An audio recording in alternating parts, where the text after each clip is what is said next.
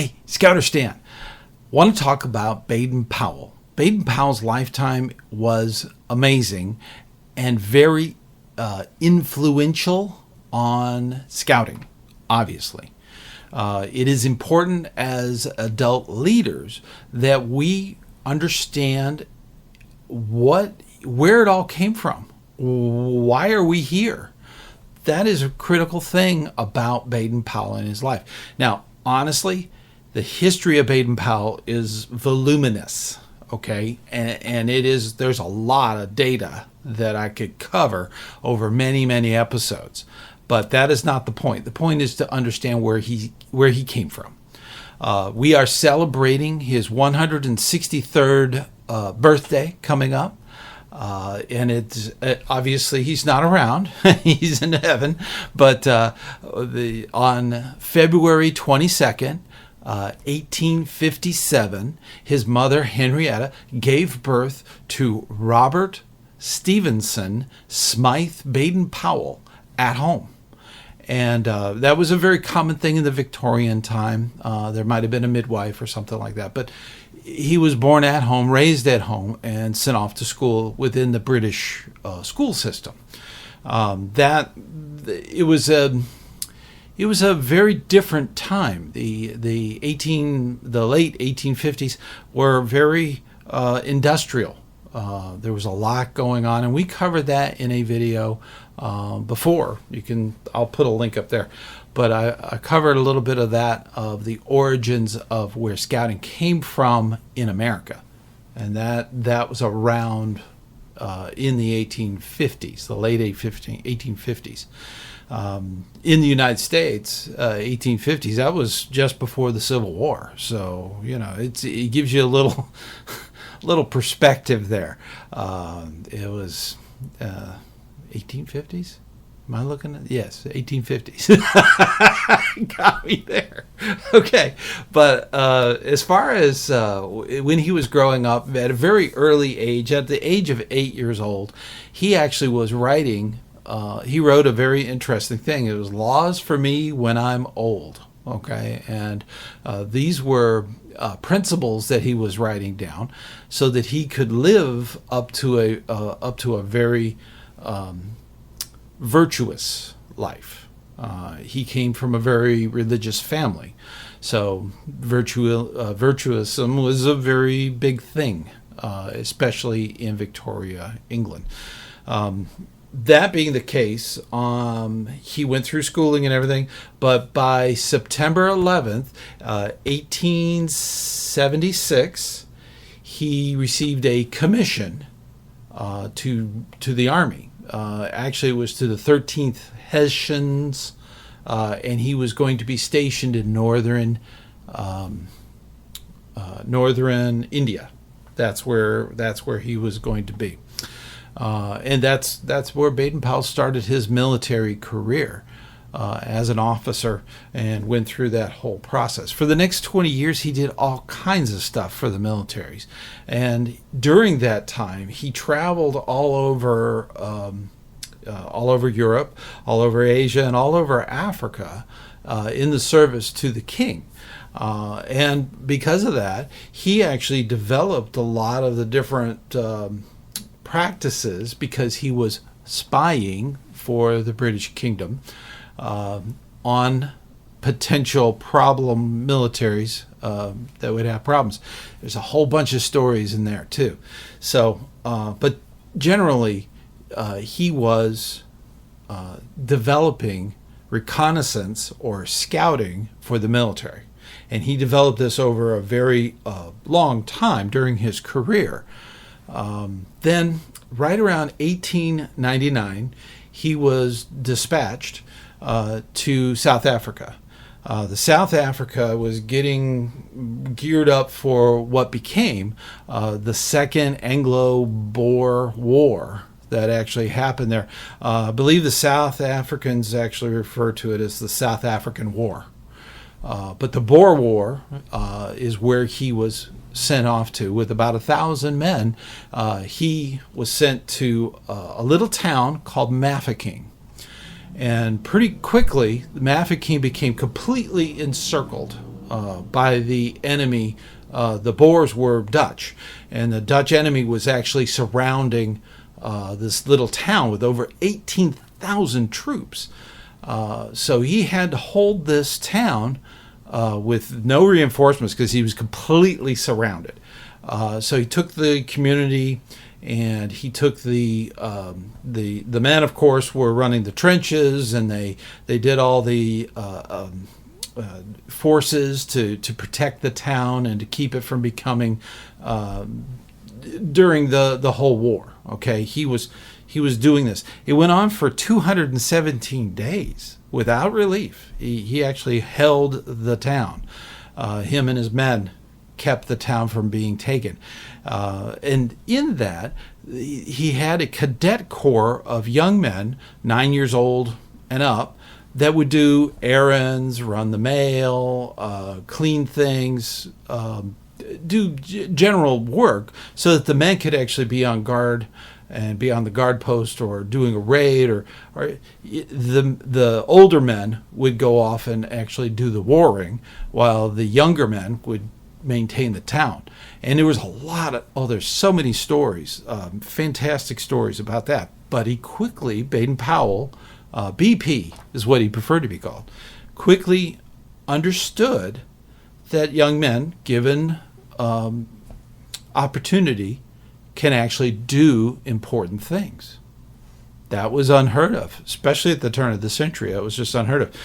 During that time, Baden-Powell was also writing a book, and the book was actually it was entitled "Aids to Scouting for NCO and Men." Okay, it was a military book, and he snuck the transcript out of Mafeking.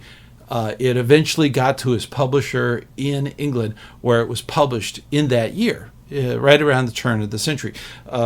That was huge. It became a very popular book, sold a lot. And we'll get back to that. But later on, once he was relieved, after 217 days of siege, he was relieved, and he moved on to other things during the final days of the South African Boer War, the Second Anglo-Boer War. So keep in mind that was all melding in his head. And there was things that happened that was just amazing that went on during that time. He learned so much about the patrol method, because the brigade was this huge group of young men, boys really, 9 years old and older. They actually were given tasks, and they broke into little groups of 5 to 8 boys so that they could take on a task like delivering the mail. Okay, patrol method was actually invented. That's where it came from. So during all this time, the patrol system came along, and it was enlightening for Baden-Powell. Baden-Powell quickly became a hero back in England, because there was a lot of losses during the war, and this was a great hero story, and Baden-Powell became a major hero to the British people, holding a town against all odds, overwhelming numbers, and holding it for so long without any relief. That was a major heroic thing that actually occurred. Plus, he had a book out that was getting more and more popular. When Baden-Powell finally returned back home, he was absolutely shocked that there were boy brigades actually formed from his little red book of scouting for NCOs and men. That was huge. He did not know that was going on. This snowballed into a movement, and he just wanted proof. So he developed with some friends, some military friends and acquaintances that actually gave him an area where he could run an experiment. The whole idea was to take 20 boys from all different levels within the British community, and whether it be poor, middle class, upper class, doesn't matter. They would take these 20 boys to an area for a week, and in that, they would break them into patrols and do what we call summer camp, do all kinds of activities, team building, and stuff like that. He wanted to see what the dynamics was of that. Would it work? is it possible? I mean, up until this time, nobody even knew. So he went through this process. He secured an area called the Brownsea Island, and I believe it was August 1st of 1907, he was able to do this encampment. It was a tremendous success. He had the 4 patrols, 5 kids in each patrol, and then he had 8 helpers, including himself, 8 adult leaders that actually ran all the activities and stuff. And it became a huge success. Okay, and this inspired Baden-Powell to come up with more stuff in regards to the scouting scheme, as he called it. And keep in mind, this is turn of the century kind of terminology. Scheme is a plan. Okay, that's what we say in the United States. A scheme has no nefarious connotation to it at that time. Today it might, but keep that in mind. Baden-Powell actually called it the scheme, and he ran lectures about his crusade of the scouting scheme. During that time, his publisher wanted him to write a book for scouts that were already in youth brigades in England, so that they could actually form it into scouting, as we know. This came together. He actually developed a booklet for him. It was actually it was called Scouting for Boys, and it was sent out through the publisher. I think there was 6 issues, and it was every 4 or 5 days they would come out with a new issue. And it was 6 issues. It was 2 pence a copy, and that was very popular. It became huge, and they actually took the 6-volume set and created a book out of that. So that's how it all really formulated scouting within Britain. During this time, we talked about William Boyce. Link up here. We talked about him and how he could, how he was bringing that over to the U.S. The whole idea, and it was growing leaps and bounds. It was just going nuts. Okay, so that's kind of how scouting all occurred. Now I'm going to skip the next 50 minutes of dialogue because I'm running long tonight or today or whatever it is. So I just wanted you to know that these are some of the things that kind of started the whole thing off. The headquarters was established in London. Baden-Powell's friend, Gilwell Park. You've had all these different things that went on. I highly encourage you to look into it. It is inspiring what he was able to accomplish. So that being the case, you know a little bit about Mafeking, you know a little bit about a lot of different things that he did in the middle of his life, because he spent the rest of the time promoting scouting. Even the king told him to leave the army and go do scouting. So, that was huge. That was a major thing. So I'm recommending you do a little bit of homework, look into it. There's a lot of it on the internet. There's a lot of really good books you probably already have in your library. So please look into it. This is a way of making your leadership more rounded, more complete, so that you know our origins and where we came from. Keep that in mind whenever you're talking to a young person. This has been going on for hundreds of years.